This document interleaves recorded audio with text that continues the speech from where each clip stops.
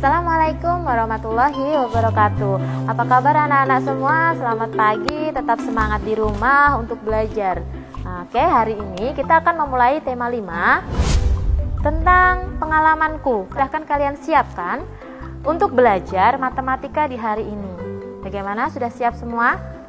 Nah, kita mulai ya. Untuk matematika, kita belajar tentang pengukuran panjang. Mengukur panjang suatu benda. Kira-kira apa saja ya yang bisa kita ukur?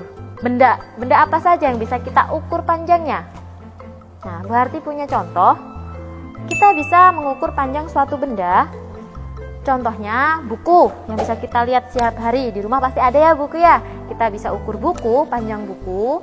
Kita bisa mengukur kain. Ada jilbab, ada spray. Nah, terus kita juga bisa mengukur panjang meja. Dan masih banyak benda-benda di rumah yang bisa kalian ukur panjangnya. Nah, mengukur panjang benda bisa menggunakan beberapa alat. Allah sudah menciptakan dari diri kita untuk mengukur panjang suatu benda. Apa coba dari tubuh kita yang bisa dipakai untuk mengukur panjang suatu benda? Tangan. Nah, tangan bisa kita pakai untuk mengukur panjang suatu benda. Walaupun setiap orang akan menghasilkan hasil ukuran berbeda-beda. Nah, pertama, kita bisa menggunakan jari kita dengan jengkal. Nah, panjang suatu benda bisa kita hitung menggunakan jengkal. Jengkal itu dari mana sih? Dari ujung kelingking hingga ujung jempol atau ibu jari. Ini namanya jengkal. Nah, yang kedua, kita bisa menggunakan hasta. Hasta bisa kita gunakan. Dari mana hasta? Hasta lebih panjang daripada jengkal. Hasta bisa dari ujung jari tengah hingga ujung siku. Nah, ini namanya satu hasta. Dan yang terakhir adalah satu depa. Ya, satu depa. Dari ujung jari tengah tangan kiri hingga ujung jari tengah tangan kanan. Ini namanya depa. Satu depa. Ingat, jengkal, hasta, depa. Jangan terbalik ya. Jengkal, hasta, depa. Nah, lalu adakah alat yang diciptakan manusia? Karena tadi kan setiap tangan manusia memiliki ukuran yang berbeda-beda. Untuk menyamakan panjang suatu benda dengan ukuran yang sama, maka manusia sudah menciptakan alat yang biasa kalian temui di rumah. Apa saja? Kira-kira yang dibawa anak-anak setiap hari di tas? Apa? Penggaris. Betul, penggaris. Kita bisa menggunakan penggaris. Yang kedua, biasanya dipakai oleh bapak-bapak untuk mengukur kayu. Kayu meteran roll atau meteran tukang kalau ibu-ibu menyebutnya. Dan ada lagi yang bisa mengukur kain. Bisa mengukur jilbab, bisa mengukur lingkar badan. Itu namanya adalah meteran kain atau meteran gulung. Nah, oke ya. Dan ini yang jarang kita jumpai kecuali oleh para profesional yang menggunakannya. Ini namanya adalah jangka sorong untuk mengukur panjang atau ketebalan dari suatu logam. Nah, jelas ya. Nah, sekarang Bu Harti ulangi lagi. Benda apa sajakah yang diukur oleh masing-masing alat ukur tersebut? Yang pertama, ya, meteran roll digunakan untuk mengukur panjang kayu atau panjang besi. Terus yang kedua, ada penggaris. Ya, penggaris tadi untuk mengukur benda-benda yang tidak terlalu panjang. Buku, pensil. Ada meteran kain untuk mengukur kain dan bisa untuk mengukur lingkar badan manusia. Kenapa, Bu? Karena meteran kain bentuknya lebih lentur, bisa mengikuti bentuk benda yang tidak beraturan. Terus, yang kedua, yang terakhir, jangka sorong. Nah, itu adalah mengukur benda logam.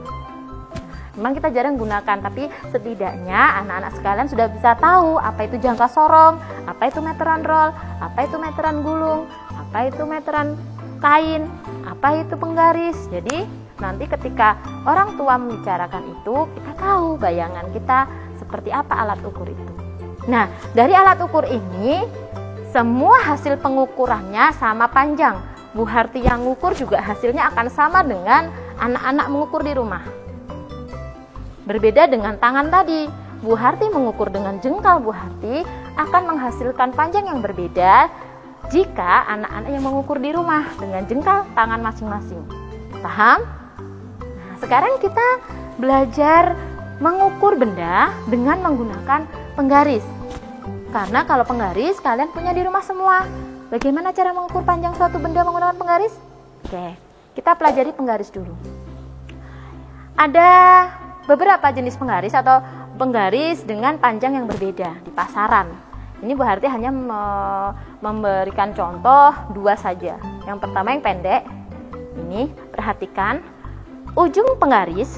Perhatikan ya, ujung penggaris itu ada angka 0. Disitulah mulai nanti kita mengukur benda. Ujungnya ditempelkan pada ujung penggaris 0. Nah, angka 1 di sebelah 0, nah itu artinya 1 cm. Ingat, 0 dan di samping 0 ada angka 1, maka panjangnya adalah 1 cm.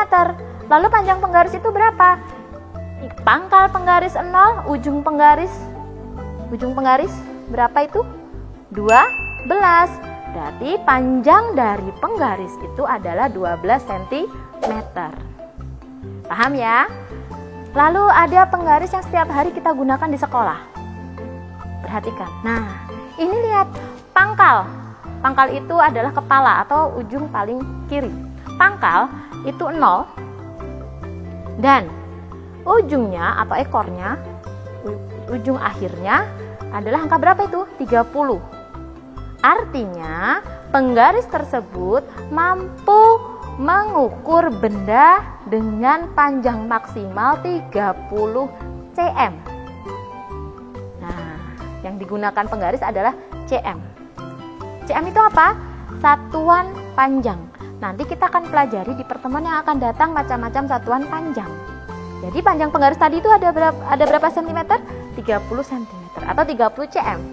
Ingat, cm artinya adalah sentimeter. Apa cm? Cm sentimeter. Nah, oke, paham? Cm artinya sentimeter. Nah, sekarang Bu Harti mau mengajarkan bagaimana cara mengukur benda. Kita gunakan penggaris saja yang lebih banyak ditemui anak-anak di rumah.